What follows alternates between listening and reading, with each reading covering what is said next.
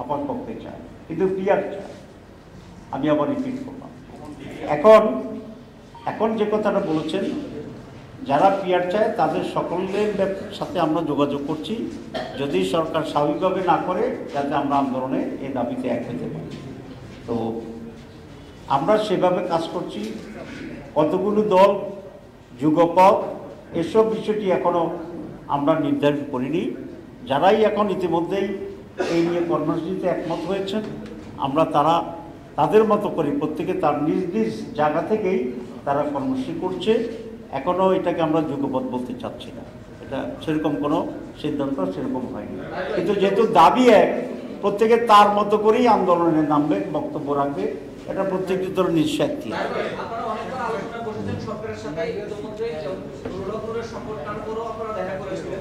সেখানে সরকারের মনোভাব কি মনে হয়েছে? আরেকটা প্রশ্ন হলো, যুগপথ আন্দোলন যে আপনারা করছেন, এটা নিয়ে সামনে নির্বাচনে যোগ করবেন কিনা? আমি তো বলেছি যে যুগপথ আন্দোলনটিও এখন আমরা সেভাবে মেনশন করছি না। যেহেতু দাবি একরকম, প্রত্যেকটি দল তার মতো করেই মাঠে কর্মসূচি দেবে বা দিচ্ছে। এখানে নির্বাচনী জোটের বিষয়টি এখন এখানে আসছে না, এটা আরও সময়ের ব্যাপার, আমরা দেখছি। তবে জুলাই চেতনায় বিশ্বাসী সকল দলের সাথেই আমরা একটা সুন্দর, অবাধ এবং আন্ডারস্ট্যান্ডিং নিয়ে নির্বাচন করা যায় কিনা আমরা আলোচনা করছি।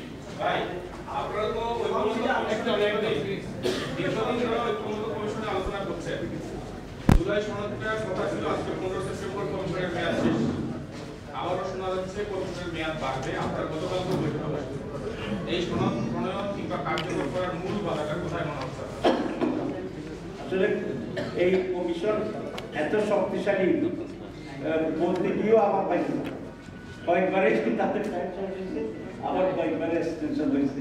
গতকালও তাদের টাইমটি আরো এক্সটেন্ডেড করা। আসলে জুলাই সনদের ব্যাপারে বিরোধিতা দুই ধরনের, একটা হচ্ছে কিছুটা পলিটিক্যাল বিরোধিতা, আর একটা হচ্ছে আইনগত বিষয়টি নিয়ে এখনো একটা আলোচনা হচ্ছে। পলিটিক্যাল বিরোধিতার কারণেই আইনগত বিষয়টাও কিছুটা, কারণ আপনি জানেন যে কোনো সিদ্ধান্ত যেটা স্পষ্টভাবে উল্লেখ থাকে না কনস্টিটিউশনে বা সেটা যদি মেজর রাজনীতি একমত হয়ে যায়, তাহলে এটা বাস্তবায়ন করার নজির আমাদের দেশে আছে, এবং পরে এটা রেটিফাই করার সেই নজির আমাদের এখানে আছে। যেমন 91 সালে বিচারপতি শাহাবুদ্দিন যে কেয়ারটেকার সরকার প্রধান হয়েছিল, এটা কিন্তু সব কিছু ছিল না। যেহেতু রাজনীতি দলগুলো একমত ছিল, এটা খুব স্পষ্ট সবাই গ্রহণ করছে, নির্বাচন করছেন, একটা ভালো নিশ্চিত করছেন।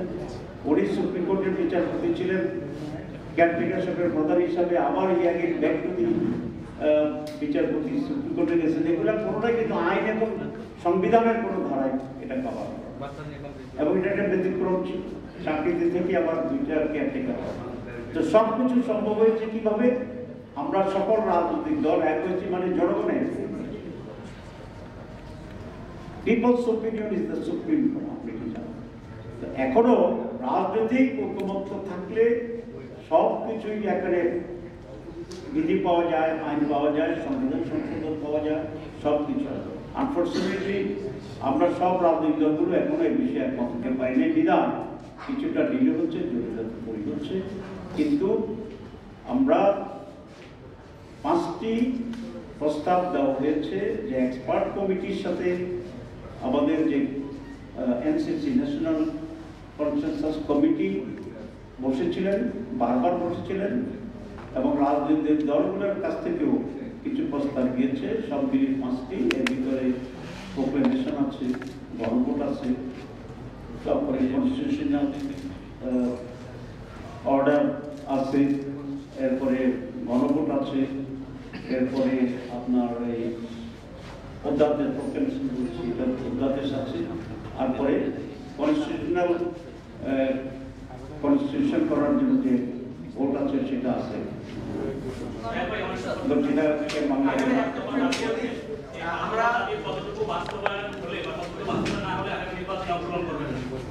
আমরা তো নির্বাচনে অংশগ্রহণ করবো না, এটা কখনো বলি নেই। আমরা বলছি এই দাবিগুলো যেগুলোর ব্যাপারে আমরা ঐকমত্য পোষণ করি, সেই দাবিগুলো আইনগত ভিত্তির মাধ্যমে নির্বাচনের আগেই বাস্তবায়ন করতে হবে। এটা হচ্ছে আমাদের দাবি। আমরা আশা করি এই দাবি পূরণ হবে এবং সকলে মিলে এই ফেব্রুয়ারিতে আমরা একটা ভালো নির্বাচন করতে পারব। এখন ওর প্রশ্ন, এখন ওটা নেই, ও কয়েকবার ট্রাই করছে।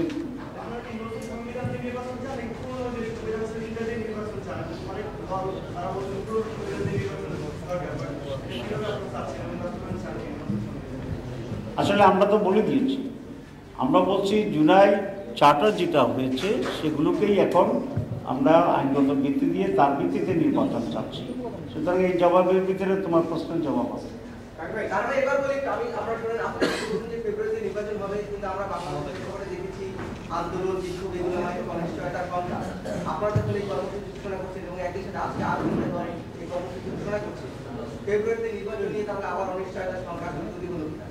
না, এটা আমি মনে করি না, কারণ আরো 5 মাস সময় আছে।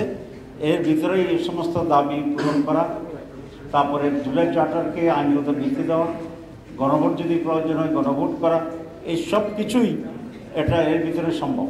এগুলো করেই আমরা ফেব্রুয়ারি নির্বাচনে অংশগ্রহণ করব।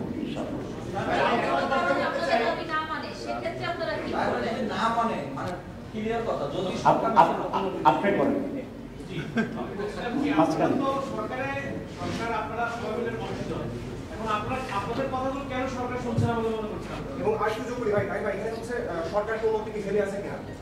আচ্ছা, প্রথম কথা হচ্ছে আমরা সরকার অংশের জন্য নই, আমরা একটি দেশের বৃহত্তর রাজনৈতিক দলকে প্রতিনিধিত্ব করি। সরকার মানছে না, তাদের নিজস্ব একটা চিন্তা কি সেটা তারা ভালো জানে। আর 2 নম্বর হচ্ছে না মানার জন্য তো কোনো রাজনৈতিক শক্তি থেকে চাপ থাকতে পারে, দ্বিমত থাকতে পারে। সুতরাং যেহেতু এটা নন পলিটিক্যাল ইন্টারিম গভর্নমেন্ট, তো এবং তাদের নিজস্ব কোনো পলিটিক্যাল রিপ্রেজেন্টেশন নাই, সুতরাং তারা অনেক সময় এদিক ওদিক হেলতে পারে সিচুয়েশনকে কেন্দ্র করে। আমি একটা প্রশ্ন করতে চাই যে আপনারা যে দাবিগুলো আপনাদের দাবি আপনাদের সঙ্গে আলোচনা করা আবার এটার বিপরীতে বিএনপি আছে, তাদেরও কিছু দাবি আছে। তারা যদি বলে আমাদেরটা মানতে হবে, আপনারাও বলছেন আপনাদেরটা মানতে হবে, ফয়সালা কি তাহলে রাজপথের বিষয়? না, এটা অন্য কোনো দলের যদি দাবি যৌক্তিক হয় তাহলে আমি সরকারকে কাছে দাবি করব তাদের দাবি মেনে নেওয়ার জন্য। আর আমাদেরটা যদি যৌক্তিক হয় তাহলে সরকারকে এটা মানতে হবে। তো যৌক্তিক সকল দাবি মেনে ফেব্রুয়ারিতে নির্বাচন করতে বাধা কোথায়? যৌক্তিকটা যুক্তি নির্ভর।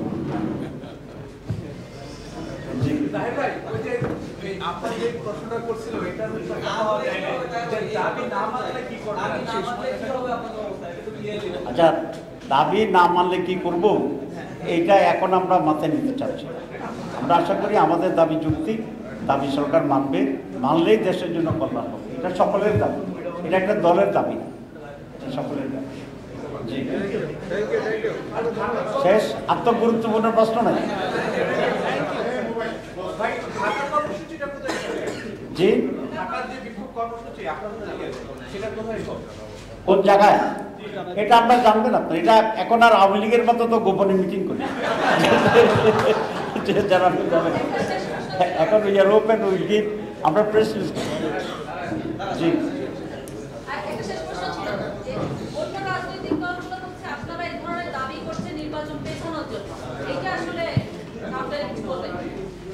জি, তারা অন্য রাজনৈতিক দল বলতেছে নির্বাচন পিছানোর জন্য আমরা দাবি করতেছি। তো এটা তাদেরকে জিজ্ঞেস করেন কি প্রমাণ ওদের কাছে আছে। আমার কথা যদি তারা বলে দিতে পারে তো তাহলে তারা আমার দলে যোগ দিলে ভালো। জি,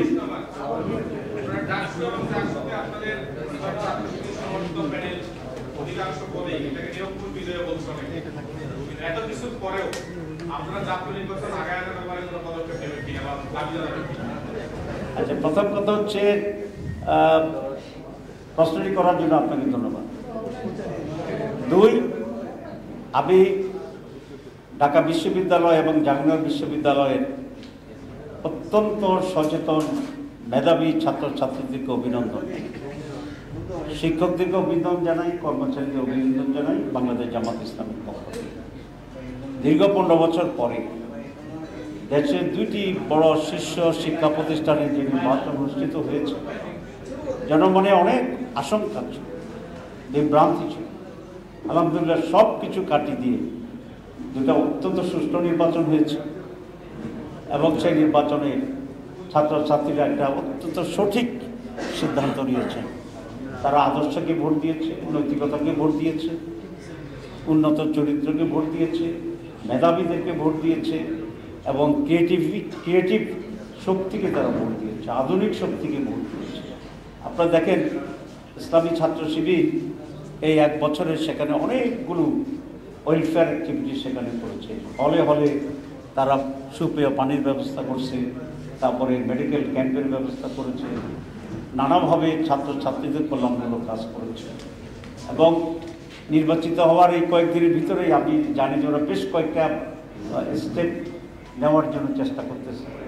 তারা কালকে এফডিসিনে গিয়েছিল, সেখানে মেডিকেল কলেজ হসপিটালগুলো কলেজ ইউনিভার্সিটি ক্যাম্পাসে তারা ছোট ছোট করে মেডিকেল সেন্টার তৈরি করতে পারে কিনা করছে। ওই জন্য আমি শুনেছি তারা বিভিন্ন কোম্পানির সাথে আলাপ করেছে, একটা জব এক্সিবিশন তারা করবে, যেখানে অনেকগুলো বড় কোম্পানি অংশগ্রহণ করবে এবং স্পট জব দেওয়ার ব্যাপারে তারা চেষ্টা করছে। এই যে ইনোভেটিভ ক্রিয়েটিভ যে চিন্তা, পজিটিভ যে চিন্তা, এটা ডাকসুতো অতীতে তো কেউ করে। সুতরাং কারা দেশের জন্য, ছাত্রদের জন্য, মানুষের জন্য কাজ করবে, এটা কিন্তু এবার মেধাবী ছাত্রছাত্রীরা একটা ট্যাগ পেয়েছে, সিলেক্ট করেছে and they render they support even. আমি একটি ছোট্ট উদাহরণ আপনাদের দিই। একটা টায়ার ব্যবসায়ী, তার এক মেয়ে ঢাকা ইউনিভার্সিটিতে পড়ে, তো তিনি বলেছেন মেয়েকে যে ইউনিভার্সিটি যাবান, আজকে ভোট দিতে। মেয়ে বলছে না, ভোট দিতে যাবে। তো উনি একটু বিএনপি পক্ষের লোক, বলছে না তুমি যাও, গিয়ে ছাত্রদলের একটা ভোট। তো মেয়ে বলছে আমি যাব না, যদি যাই তবে আমি ছাত্র শিবিরকে ভোট দেব। তো বাপ বিস্মিত হয়েছে। মেয়ে, আপনারা যেগুলো আমাদেরকে বলেন অন্যরা যে একেবারে বোরকা পরা, মুখ দেখে আছে, এ লাগে সেই লাগে, শব্দটা বললাম না, সে কিন্তু ওই টাইপের মেয়ে না। আপনারা যাদেরকে আধুনিক বলেন, আমরা কিন্তু